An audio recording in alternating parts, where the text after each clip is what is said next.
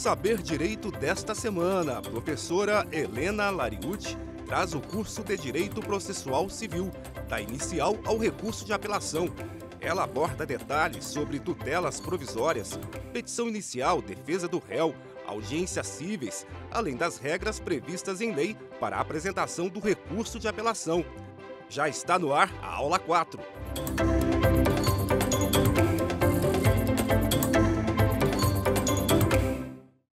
Olá pessoal, tudo bem? É uma honra estar aqui novamente com vocês na nossa quarta aula. Uma aula muito especial, que eu já dei alguns spoilers aí em algumas aulas passadas. E hoje vamos falar sobre audiências cíveis. Como fazer, dicas, o que fazer durante as audiências. Pode gravar? Essas são algumas perguntas que nós vamos responder. Mas antes, eu quero me apresentar. Eu sou a professora Helena Lariucci, sou advogada há 17 anos, sou mestre em Direito, especialista em Direito Processual e professora de cursos de graduação, especialização, extensão e preparatório para concursos e exame de ordem. Eu aconselho todo mundo a fazer um mestrado ou pelo menos uma especialização. É muito bom estudar e eu adoro estar aqui compartilhando conhecimento com vocês. Bom, gente, olha só, algumas dicas. Sentem-se de forma confortável, peguem papel, lápis, caneta ou tablet, o celular, forma que vocês usam para fazer as anotações. É muito importante que vocês tenham em mão o Código de Processo Civil, já que a nossa disciplina é Direito Processual Civil e vamos utilizá-lo ao longo deste curso. E o mais importante, se vocês não tiverem acesso à legislação impressa, vocês podem pesquisar pelo aplicativo de busca de vocês, colocando CPC 2015 e abrindo, o primeiro endereço que vai abrir é o do Planalto. É só clicar lá que vocês vão acompanhar. Então vamos nessa? Vamos começar a nossa aula de audiências. Bom, o primeiro ponto que eu gostaria de explicar para vocês e de compartilhar é que as audiências cíveis, elas acontecem em dois momentos. O momento pré-processual, ou seja, ainda não existe um processo. Esse momento, ele pode acontecer numa Câmara de Conciliação e Mediação. E aí, óbvio, né, essas audiências, elas são exclusivamente de mediação ou conciliação. Ou pode ser diretamente no Sejusc do Tribunal de Justiça, que você, advogado, está vinculado. No Distrito Federal, já existe, no estado de São Paulo também, já existe essas audiências pré-processuais e as custas, vai depender, né, o pagamento dessas custas, a forma de remuneração, vai depender de cada tribunal. E óbvio, além da fase pré-processual, existe a fase processual, que exige que haja a instalação, a existência de um processo judicial. Na fase processual, nós temos as audiências de conciliação, mediação, saneamento e instrução e julgamento. Nós vamos falar dessas 4 audiências, já que é comum a fase pré-processual e a fase processual a existência da audiência de conciliação e ou audiência de mediação. Mas, antes de começarmos a falar sobre as audiências em si, a gente precisa falar dos princípios que regem as audiências cíveis. E aí, eu quero trazer para vocês alguns princípios, como, por exemplo, o da independência, da imparcialidade, da autonomia de vontade, da confidencialidade, da oralidade, da informação e da decisão fundamentada.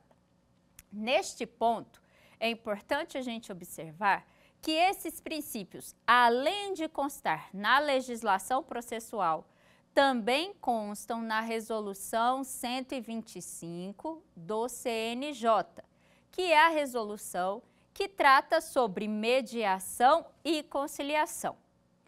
Lá no Código de Ética de Mediadores e Conciliadores, no artigo 1º e 2º, a gente observa os princípios processuais, ou melhor, os princípios adotados nas audiências de conciliação e nas audiências de mediação. Eu vou falar rapidamente sobre alguns deles que eu acho essencial, já que é muito importante que nós, advogados, também exerçamos uma postura colaborativa. O que significa isso? Significa que nós temos a função de buscar a melhor resolução do conflito para o nosso cliente. E muitas vezes essa resolução, ela não vem por meio de uma demanda judicial. Haja vista que o cliente, no momento em que procura o advogado, tem outras questões para ser resolvidas, mas se utiliza de uma ação judicial na tentativa de resolver essas outras questões. E aí algumas dicas, já que quando a gente fala em audiência de conciliação e audiência de mediação, presume-se que o processo terá um trâmite menor, um prazo menor. Mas a gente também tem que observar o interesse do nosso cliente. Afinal de contas, é ele quem está litigando. E fazer acordo não significa resolver o problema. É sempre importante a gente lembrar disso, porque muitas vezes o cliente faz o acordo, daqui 2 ou 3 meses ele está batendo na porta do seu escritório na tentativa de rever esse acordo. Talvez 2 meses seja pouco. 1 ano é um tempo razoável na tentativa de se rever o acordo. E nesse ponto, a gente pode trazer para vocês, lá do artigo 1º da Resolução 125 do CNJ, o princípio da o princípio da confidencialidade, que ele diz que deve se manter o sigilo sobre todas as informações obtidas na sessão, salvo autorização expressa das partes, violação à ordem pública ou às leis vigentes.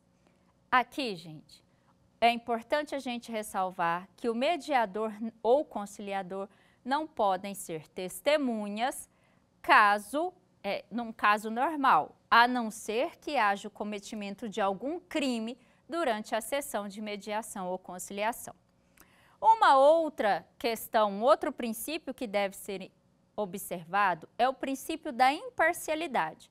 Haja vista que o mediador ou conciliador, ele não pode, de forma alguma, tomar partido por alguma das partes. Ele deve deixar de lado as suas questões pessoais e agir de forma imparcial. E esse princípio também se utiliza nas audiências de instrução e julgamento e nas audiências de saneamento, haja vista que esse é um princípio processual que vale também para o juízo. Eu trago aqui ainda o respeito à ordem pública e às leis vigentes e, principalmente, a importância de se instruir as partes sobre aquilo que está sendo discutido ali. Dar a elas, na audiência de conciliação e mediação. Esses princípios, eles estão descritos no Código de Ética dos Mediadores e Conciliadores, que está vinculado à Resolução 125 do CNJ. Essa resolução é de 2010, tá? Então, é preciso que haja informação a pessoa que está ali para fazer a conciliação ou a mediação, para que ela saiba quais são os direitos dela. E é extremamente importante informar a ela que, caso ela não se sinta confortável, ela pode buscar o auxílio de um advogado. E aqui eu trago para vocês.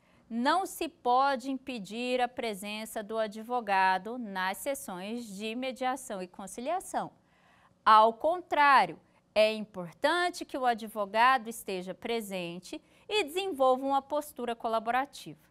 E esse ponto eu gosto sempre de ressaltar que nós, e eu faço a meia-culpa a mim, na forma como eu fui instruída, educada ao longo da minha graduação, nós aprendemos muito mais sobre litígio e formas de litigar do que efetivamente em consenso e os meios adequados de solução de conflito.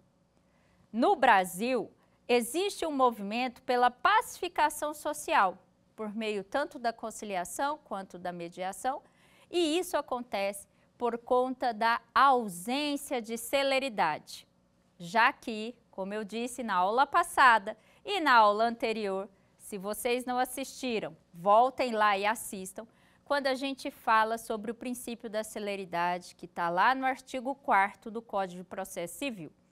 Como os processos têm demorado muito tempo, o seu trâmite, junto aos órgãos judiciais, junto ao Poder Judiciário, iniciou-se essa ideia a partir de 2010 com uma maior implementação e um maior incentivo após a promulgação do Código Civil de 2015, que tem mais de 30 vezes a citação da necessidade e da possibilidade da conciliação e da mediação ao longo da legislação.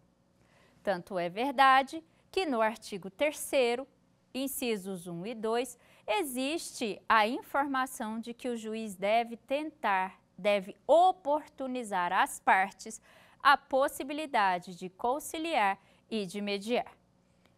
Bom, é importante a gente ressaltar também que nessas audiências de conciliação e mediação existe o princípio da autonomia de vontade, que é um dever de respeitar os diferentes pontos de vista, assegurando que se chegue a uma decisão voluntária, construída pelas partes. Haja vista que o objetivo nessas audiências não é o acordo, e sim a resolução do conflito, que é algo um pouco mais profundo do que simplesmente fazer um acordo e se encerrar um processo, caso já esteja na fase processual, ou se estiver na fase extraprocessual ou pré-processual, que se encerre aquela diligência por meio de um acordo que não resolverá o conflito e trará essas mesmas partes para uma nova disputa, um novo problema, uma nova audiência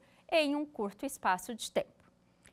Podemos ainda trabalhar aqui justamente a questão da ausência de obrigação do resultado, que de forma específica eu já citei, que é justamente a ausência de necessidade de se firmar o acordo. Gente, em algumas situações, as partes demoram 2 anos em sessões de mediação para conseguir resolver os conflitos que elas têm e, consequentemente, achar a melhor solução para aquele litígio. E aí vem justamente a pergunta que eu fiz no início da nossa aula. É possível gravar audiência? O advogado pode gravar audiência? Olha, eu disse que a mediação e a conciliação, elas são regidas pelo princípio da oralidade, pelo princípio da confidencialidade. Mas a própria legislação fala que, se houver autorização legal e as partes, as partes toparem que a gravação aconteça, é possível, sim, que se faça a gravação. Isso significa dizer que o advogado pode gravar. E aonde existe essa autorização legal? Lá no artigo 367 do Código de Processo Civil. Abram a sua legislação aí e acompanhem comigo. Ele diz o seguinte: o servidor lavrará, sob ditado do juiz, termo que conterá em resumo o ocorrido na audiência, bem como por extensos despachos, decisões ou a sentença, se proferido no ato. Vem lá no parágrafo 5º. A audiência poderá ser integralmente gravada em imagem e áudio, em meio digital ou analógico, desde que assegure o rápido acesso das partes e dos órgãos julgadores, observada a legislação específica. E aqui é o parágrafo 6º do artigo 367 que responde à nossa questão. A gravação, que se refere ao parágrafo 5º, também poderá ser realizada diretamente por qualquer das partes, independentemente de autorização judicial. Olha o tanto que é importante a gente ter o conhecimento da legislação. Todavia, isso não significa dizer que qualquer gravação poderá ser realizada. Quando a gente fala nas audiências em que os processos estão correndo sob sigilo, e aí envolve questões patrimoniais, envolve questões pessoais, que geralmente são as ações de família e outras, né, obviamente, mas especificamente as ações de família, se não houver autorização das partes, é possível que haja algum tipo de problema. Mas, professora, você acabou de dizer que a audiência, ela pode ser gravada, a legislação autoriza. Sim, em regra, a audiência é um ato público e a gravação da audiência pelo advogado prestigia a transparência desses atos processuais. Também, e aí é interessante que o advogado grave, né, porque ele é uma ótima forma de se analisar o desempenho e estudar a oralidade, estudar uma forma de melhorar a sua atuação. Todavia, o advogado tem um compromisso com o princípio da boa-fé e da cooperação. Então, é importante que todas as partes presentes na audiência tenham ciência da gravação e que a gravação seja feita de forma respeitosa. O que eu quero dizer com isso? Gente, não dá para pegar o celular e colocar na frente do rosto da parte ou na frente do rosto do juiz ou do Ministério Público e falar, estou aqui na audiência, estou sendo... Não é isso que é a gravação da audiência. A gravação da audiência, ela tem como finalidade a preservação dos direitos das partes, das prerrogativas do advogado, mas, como eu disse, o princípio da boa-fé e da cooperação judicial, eles devem estar sempre em primeiro lugar quando se pensa, né, quando se fala da gravação.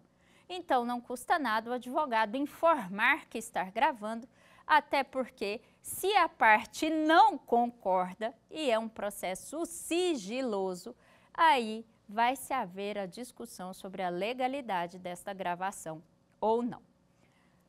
Um outro ponto que devemos observar é que se o juiz não permitir a gravação da audiência, o advogado tem que pedir para constar em ata. É importante que isso aconteça, até porque, caso lá na frente seja necessário, é a ata que tem a prova de que houve o indeferimento dessa gravação. E caso a parte faça questão absoluta da gravação e o juiz indeferir, aí o nosso conselho é que o advogado entre em contato com a OAB e faça valer os seus direitos e as suas prerrogativas, já que a legislação autoriza essa gravação. Bom, encerramos a parte da gravação, né? Encerramos a parte específica do que se pode ou não se pode fazer nas audiências e vamos passar agora para a distinção entre uma audiência de conciliação e uma audiência de mediação. O artigo 165 do Código de Processo Civil, ele fala sobre a necessidade de criação dos CEJUSCs, os Centros de Solução Consensual de Conflito. Já houve a implementação e a implantação desse tipo de centro na maioria dos tribunais de justiça por todo o Estado brasileiro. E lá no parágrafo 2º, ele diz o seguinte, acompanhem comigo, abram o seu código ou a legislação no seu computador. O conciliador que atuará preferencialmente nos casos em que não houver vínculo anterior entre as partes, poderá sugerir uma solução para o litígio, sendo vedada a utilização de qualquer tipo de constrangimento ou intimidação. Muitas vezes, o próprio juiz faz o papel de conciliador. É preciso que se observe essa técnica. Não pode ser algo imposto, mas pode ser algo sugerido, desde que não haja previamente uma existência de relação, de um vínculo anterior àquela ação. E aqui a gente pode dar como exemplo algo como uma cobrança de condomínio, uma relação de consumo, algo nesse sentido, já que não existe esse vínculo entre as partes.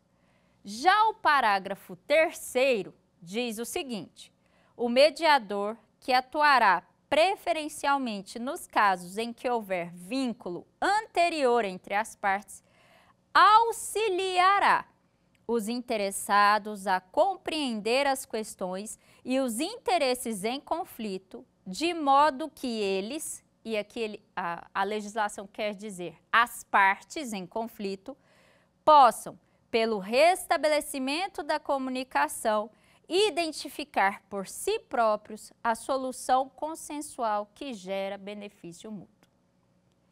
Veja, a mediação, ela é utilizada, as técnicas inclusive de mediação são utilizadas pelos mediadores justamente na tentativa de se restabelecer um vínculo que em algum momento do relacionamento entre as partes se desfez.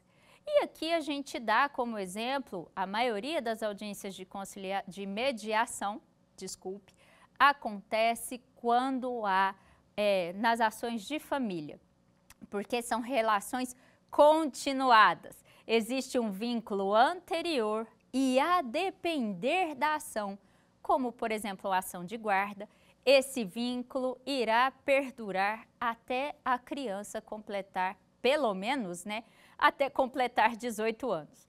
Eu particularmente acho que é uma relação que perdura para o resto da vida. E o mediador, ele tem essa função. Ele é treinado e ele tem técnicas para auxiliar que se restabeleça essa comunicação e as partes juntas possam construir a melhor solução do conflito. Olha que interessante. E aí, a gente observa a seguinte questão. Lá no artigo 334 do Código de Processo Civil, que eu falei que ia comentar, leiam aí, acompanhem, porque isso é extremamente importante. Ele diz que se a petição inicial preencher os requisitos, se vocês não assistiram, assistam a aula de petição inicial. É a nossa segunda aula em que eu comento quais são os requisitos, tá? E preencher os requisitos e não for o caso de improcedência liminar do pedido, o juiz vai designar uma audiência de conciliação ou de mediação e ele coloca aqui com antecedência mínima de 30 dias, devendo o réu ser citado com pelo menos 20 dias de antecedência. Gente, infelizmente o Poder Judiciário não consegue cumprir ainda essas datas, a não ser que sejam casos extremamente urgentes, que aí se consegue em razão da urgência, do risco ao resultado útil do processo ou do perigo da demora, perigo de dano, aí o juiz consegue encaixar, mas via de regra, uma audiência, essas audiências descritas no 334 do Código de Processo Civil não cumprem a regra desse prazo. Tudo bem ser maior, o que não pode é ser menor, tá? Então, se o juiz marcou, designou a audiência, ela vai acontecer daqui 60 dias, tá tudo bem. Mas se ela vai acontecer em 15 dias, aí a gente tem um problema, porque não vai se resguardar os princípios processuais do devido processo legal, da ampla defesa e do contraditório. O parágrafo 1º diz que o conciliador ou mediador, aonde houver, atuará necessariamente na audiência, observadas as disposições do Código e também as disposições da lei. Mas o mais interessante é o parágrafo 2º, quando ele diz que é possível haver mais de uma sessão, desde que não haja um espaço de tempo superior a 2 meses entre as sessões, para que haja a composição entre as partes. E aqui eu faço um parágrafo, aliás, eu faço um parêntese, né? Haja vista que, como eu disse no início da aula, muitas vezes existem questões que não são levadas ao processo, mas que elas impedem as partes de construir uma solução consensual. E assim, a própria legislação diz que é possível que se haja a realização de mais sessões, desde que não se ultrapasse o prazo de 2 meses entre elas. E aqui, gente, é importantíssimo a gente observar no parágrafo 3º, quando ele diz o seguinte, que a intimação do autor para comparecimento na audiência será feita na pessoa do seu advogado. Aqui eu faço um outro parêntese. A gente tem observado que, infelizmente, alguns mediadores ou conciliadores não têm preservado a ideia, não têm preservado, não têm entendido ou valorizado a presença do advogado nas audiências. Se for pelo procedimento comum, a presença do advogado ela é essencial, mesmo porque, como eu disse na nossa aula de petição inicial, o advogado tem a capacidade postulatória para isso. E, afinal de contas, o artigo 133 da Constituição Federal diz que o advogado é indispensável à administração da justiça. Vamos continuar, então, a leitura dos parágrafos, quando se diz com relação à audiência de mediação ou conciliação no curso de um processo judicial. Porque, como eu expliquei anteriormente, quando está na fase pré-processual, se fez a audiência, não resolveu o conflito, as partes vão decidir posteriormente se elas querem entrar com um processo, entrar com ação judicial ou se elas vão achar em outro momento a possibilidade de resolver os seus conflitos de uma forma consensual. O parágrafo 4º fala sobre quando a audiência não se realizar, ou não se realizará. Ou seja, via de regra, é preciso que se designe a audiência de conciliação ou mediação. Ela só não vai acontecer quando, inciso 1, ambas as partes manifestarem desinteresse. Se as partes disserem não queremos conciliar, aí o juiz não vai designar a audiência. Também quando a discussão, quando o direito discutido naquele processo não tiver a possibilidade de uma autocomposição. Nesse tipo de situação, o juiz não está obrigado a designar a audiência. Todavia, como eu disse, ao longo das nossas 3 primeiras aulas, o Código de Processo Civil é recente. Então, muitas questões ainda estão sendo discutidas para que tenhamos uma decisão do Tribunal Superior, né, do STJ, quanto a essa questão das audiências. E assim, o que tem se observado é que, em algumas situações, o juiz, já percebendo o grau de litigiosidade da questão, percebendo que a audiência, designar a audiência de conciliação ou de mediação não vai resolver o problema, ele pode sim deixar de designar naquele momento a audiência e citar a parte para apresentar a defesa, que, como a gente viu na aula passada, são 15 dias da juntada do mandado devidamente cumprido ou, a depender da forma de citação, preencher aquilo que determina o artigo 231 do Código de Processo Civil. Veja, quando a gente pensa na questão da audiência dando seguimento, se houver um litisconsórcio, o que significa isso? Se houver mais de uma parte, para que a audiência não aconteça, todas as partes têm que manifestar expressamente o desinteresse. se uma das partes manifestar o interesse ou deixar de manifestar o desinteresse, a audiência vai acontecer. E uma novidade do Código de Processo Civil é que essas audiências elas podem acontecer de forma online. Aqui eu faço outro parêntese. Eu estou cheia de parênteses nessa aula, né? Mas é importante a gente observar que, principalmente depois da pandemia, aumentou-se e melhorou o sistema dessas audiências acontecerem de forma online, respeitando, óbvio, todos os princípios que a gente já trabalhou aqui, para evitar que haja algum tipo de desgaste ou ferimento de algum direito. Mas até as intimações e as citações podem acontecer de forma online. A gente tem visto citação pelo aplicativo de WhatsApp. A gente tem visto intimação só pelo sistema, pelo Diário de Justiça Eletrônico, que são todos online, não tem mais o físico, né?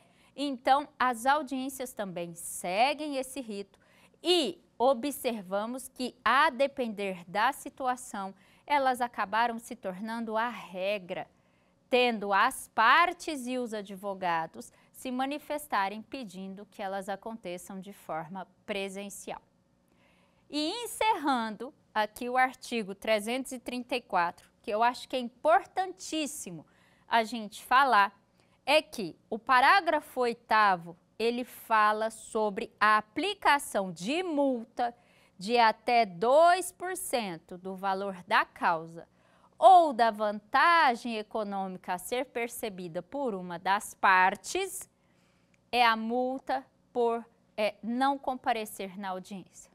Então, houve a designação da audiência, não houve o comparecimento da parte de forma injustificada. O juiz vai arbitrar essa multa, porque isso é considerado ato atentatório à dignidade da justiça. E, gente, é uma novidade no CPC. Quando se fala em ato atentatório à dignidade da justiça, a gente observa a partir do artigo 77 do Código de Processo Civil as explicações do que seria isso. Mas, de uma forma resumida, nós podemos dizer que o juiz convida a parte, convoca a parte a comparecer na audiência e há um desrespeito da parte em cumprir aquela convocação. Bom, é importante a gente sempre trazer as informações e principalmente apresentar para vocês, e é de domínio público, todo ano o STF,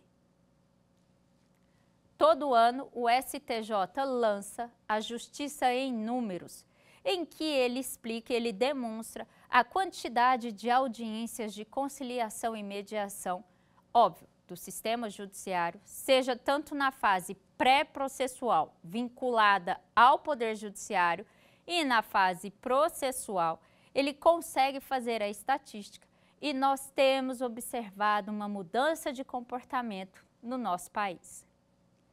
Eu digo isso porque nós, brasileiros, ainda somos educados para ser litigantes e não conciliadores. E apenas uma mudança cultural, tanto dos estudantes de direito quanto dos profissionais que já estão atuando, é que vai fazer efetivamente a mudança. Então, vamos agora passar aí para a audiência de saneamento. Lembram que eu disse, na fase processual, nós temos audiência de mediação e conciliação, está descrita lá as regrinhas no artigo 334. O fato da audiência ser designada e não fazer um acordo naquele momento não significa que em um momento posterior o juízo não possa tentar a conciliação. É possível que se tente conciliação ou mediação em qualquer fase do processo, inclusive na fase de cumprimento de sentença. Mas, vindo aqui para a nossa audiência de saneamento, está escrito lá no artigo 357. Mas, quando se pensa em saneamento, para explicar um pouquinho o que é a fase saneatória, a gente vai precisar rapidamente fazer um resumo do que é o procedimento comum, ok? Vejamos, nós temos a fase da petição inicial, em que o autor apresenta os fatos, apresenta a documentação. O juiz analisa se preencheu os requisitos, a possibilidade, né, e os requisitos da petição. Ele recebe essa petição e ele manda citar o réu. O réu comparece, apresenta a sua defesa ou não, isso vai depender, né? Apresenta a sua defesa. Depois de resolvido essa fase inicial, que é a fase postulatória, a fase inicial do procedimento, nós passamos para a fase de saneamento, em que o juiz ele vai fixar os pontos controvertidos. As provas, ele pergunta às partes quais são as provas que querem produzir, já que, a depender da situação, é necessário que haja produção de várias provas. E aí, depois, a gente pode até pensar numa aula sobre provas, mas não tenho condições de falar sobre isso aqui hoje, já que gastaríamos aí pelo menos umas 3 aulas para falar especificamente sobre provas, ok? Mas voltando, quando a gente fala do saneamento do processo, a gente está falando sobre a necessidade de efetivamente dividir, organizar aquele processo, dizendo quais são os pontos controvertidos, porque muitas vezes há uma concordância entre autor e réu sobre alguns pontos e discordância entre outros, a fixação de quais são as provas que serão produzidas. Mas, professora, por que é que teria que ter uma audiência de saneamento? Veja, em algumas situações, as questões processuais, elas são mais complexas e aí é necessário a designação dessa audiência para que as partes e o juízo construam uma forma de resolver isso, essa fase de organização do processo, de forma em cooperação. E aí, a gente observa lá no artigo 337 a seguinte explicação. Não ocorrendo nenhuma das hipóteses desse capítulo, deverá o juiz, em decisão de saneamento e organização do processo, resolver as questões processuais, delimitar questões de fato, distribuir o ônus da prova, designar, se necessário, de instrução. E vem lá no parágrafo 3º. Se a causa apresentar complexidade em matéria de fato ou de direito, deverá o juiz designar a audiência para que o saneamento seja feito em cooperação com as partes, oportunidade em que o juiz, se for o caso, convidará as partes a integrar ou esclarecer suas alegações. E aí, isso acontece quando há um alto grau de complexidade. Ainda não é uma audiência que acontece muito. Tem vários colegas advogados que nunca passaram por uma audiência dessa, porque como a gente leu nos incisos do artigo 357, geralmente o saneamento ele acontece por meio de uma decisão escrita. A decisão que designa a audiência para a construção dos casos, né, a construção dessa organização em conjunto, é só em casos mais complexos e ainda não se incentiva tanto a utilização dessa audiência. Mas isso não significa dizer que você não vá passar por uma situação dessa, não é mesmo? Bom, então, ultrapassada a fase de saneamento, nós vamos iniciar a fase de instrução, a fase probatória. E aí, algumas questões, elas precisam ser provadas de forma oral, por meio das testemunhas, do depoimento pessoal das partes, da oitiva, por exemplo, de um perito, né, para esclarecer, às vezes, alguma prova pericial. E isso vai acontecer, né, isso vai trazer a designação da última audiência que nós vamos tratar na nossa aula, que é a audiência de instrução e julgamento. E a gente observa lá no artigo 357, que eu li agora há pouco, né, que o juiz, no momento da decisão de saneamento, se ele achar necessário, a depender da prova a ser produzida, a designação da audiência de instrução e julgamento. E o que é importante a gente saber? Que, caso tenha sido determinada a produção de prova testemunhal, O juiz vai fixar um prazo comum, não superior a 15 dias, para que as partes apresentem o rol de testemunhas e, a depender da situação, nesse rol de testemunhas tem que ser no mínimo 3 e no máximo 10. Não superior a 10, no máximo 3 testemunhas por cada fato que se pretende provar. E, gente, é importante a gente lembrar o seguinte, que mudou. Hoje, quem faz a intimação dessas testemunhas é o advogado ou a própria parte. É por isso que a gente tem feito bastante carta-convite, é por isso que a gente tem feito esses convites à testemunha por meio de telegramas. É verdade, ressuscitamos o telegrama. O telegrama é interessante porque quando você recebe ele de volta com a informação de que houve a intimação daquela testemunha, você tem o teor do que estava na cartinha. É diferente, por exemplo, do AR, que você só recebe a cartinha informando se houve ou não a intimação. E somente com a informação, a intimação das testemunhas por parte do advogado ou da parte, né, a juntada dessa documentação aos autos, é que, se por acaso a testemunha não comparece na audiência, é que o juiz vai determinar a intimação da testemunha e, a depender da situação, a condução coercitiva. O oficial de justiça vai lá e convida ela a acompanhá-lo e fica lá com ela até o momento da audiência. Óbvio que, se isso acontecer, a audiência de instrução e julgamento originalmente será remarcada, né? Já que não houve a presença da testemunha no momento da audiência. E aí, é importante a gente informar que, se por acaso parte das testemunhas não comparecem, as partes podem pedir para serem ouvidas aquelas que estão presentes e pedir a designação de nova audiência para a oitiva das ausentes.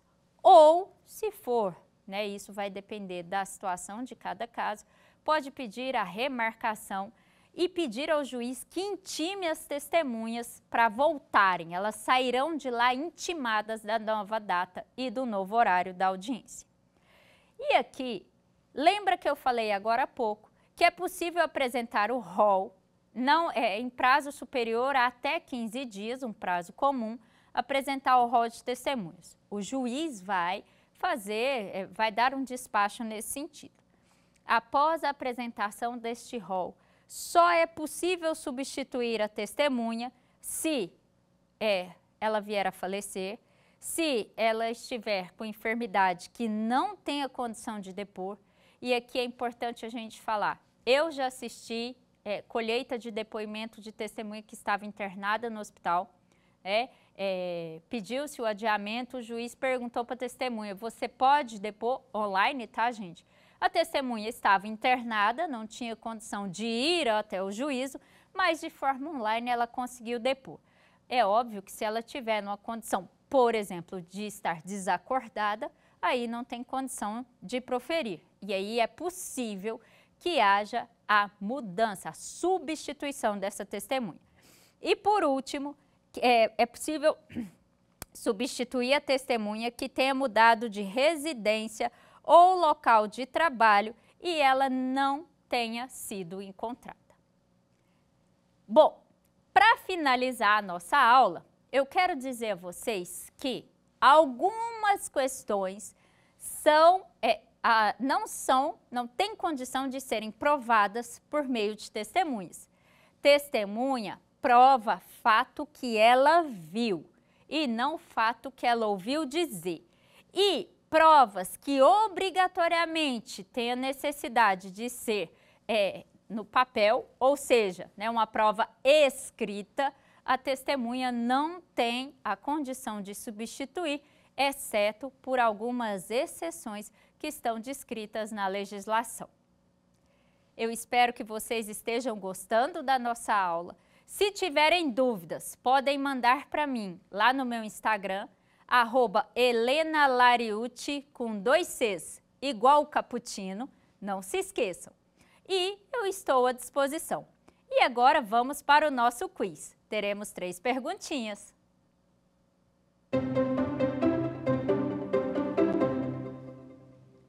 Vamos lá. Em uma audiência de instrução e julgamento, a testemunha da parte ré, devidamente arrolada e intimada para o ato pelo seu advogado, não comparece. Diante disso, o advogado da autora requer a continuidade do ato para ouvir apenas suas testemunhas, afirmando que o réu agiu de má fé com o explícito intento de adiar o ato. Em razão desta acusação, o advogado da ré requereu que constasse em ata a ofensa.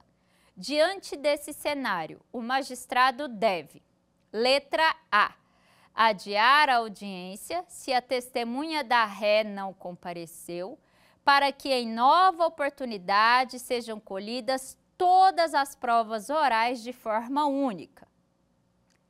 Letra B, adiar a audiência, pois a intimação realizada por advogado não tem validade, já que esse ato é exclusivo de ser realizado por servidores do Poder Judiciário.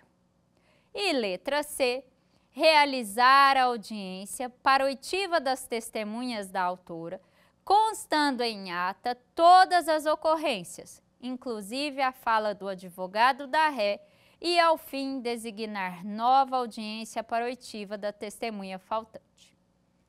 E aí, pessoal, o que vocês acham? 2 segundinhos para vocês pensarem e responderem a questão. Vamos lá? E a resposta certa é a letra C. É possível, como eu disse agora há pouco, é possível que a nossa audiência seja remarcada apenas para ouvir a testemunha faltante.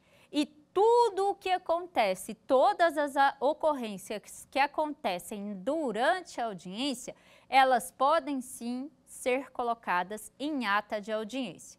E nesse ponto, eu quero deixar claro o porquê que a letra A e a letra B estão erradas. Haja vista que a letra A está errada, já que não é possível que haja sim o adiamento da audiência, mas não é a regra. Se o autor disse que quer ouvir as testemunhas dele que estão presentes, o juiz pode designar sim a audiência para ouvir as demais testemunhas.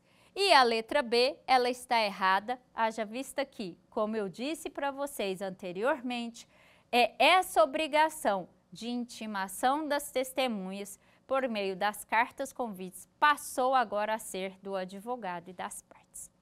Vamos para a segunda pergunta?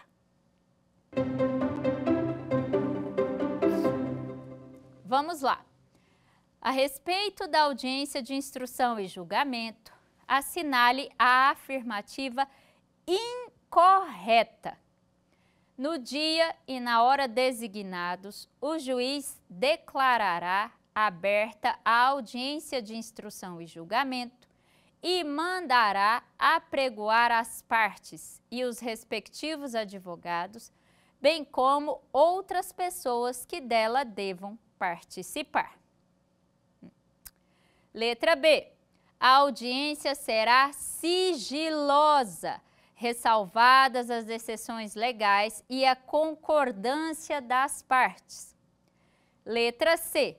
Instalada a audiência, o juiz tentará conciliar as partes, independentemente do emprego anterior de outros métodos de solução consensual de conflito, como a mediação e a arbitragem. Letra D. A audiência é una e contínua, podendo ser excepcional e justificadamente cindida na ausência de perito ou de testemunha, desde que haja a concordância das partes. E aí, pessoal, qual é a pergunta certa? 2 segundinhos para a resposta. E a resposta certa é a letra B. A audiência, via de regra, é pública. A exceção é que ela seja sigilosa, vai depender da situação em si, do caso em si.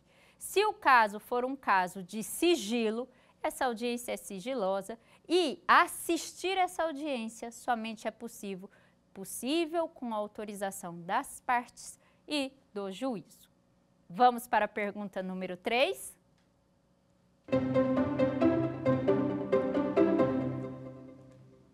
No que se refere aos métodos adequados de resolução de conflito, assinale a opção correta.